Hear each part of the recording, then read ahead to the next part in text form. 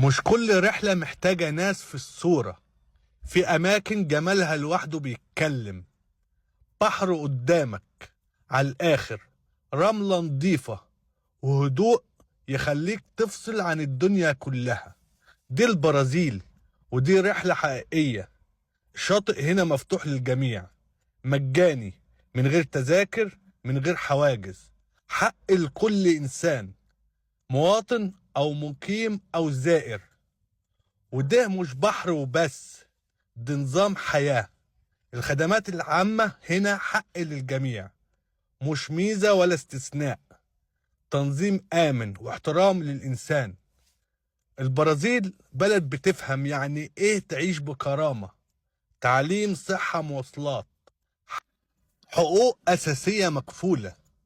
عشان كده ناس كتير بتختارها للحياة قبل السياحة. والجمال ما بيخلصش.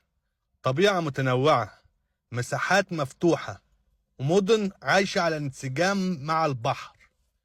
اللي شايفه ده رحلة فعلية، مش مجرد لقطة حلوة. والأهم، نقدر نرتب لك تجربة زيها ضمن رحلات اليوم الواحد. وفي كل خطوة عالم السفر معاك، من أول تقديم ملفك للسفارة وتجهيز الأوراق والتنظيم الكامل، لحد ما تعيش الرحلة وترجع بذكريات حقيقية. احنا مش بنبيع وعود، احنا بنقدم لك تجربة متكاملة. وسؤال أخير قبل ما الفيديو يخلص، فين الشاطئ ده؟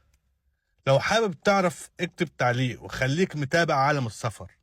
عالم السفر ثقة، أمان، شفافية.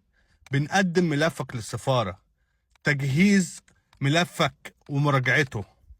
كمان بنبعت دعوات سياحية وتجارية وخطة سفر موثقة في الجهات الحكومية هنا. وكمان بنستقبلك في المطار واستخراج الأوراق بعد ما تيجي.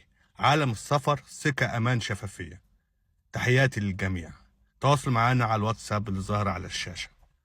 سلام.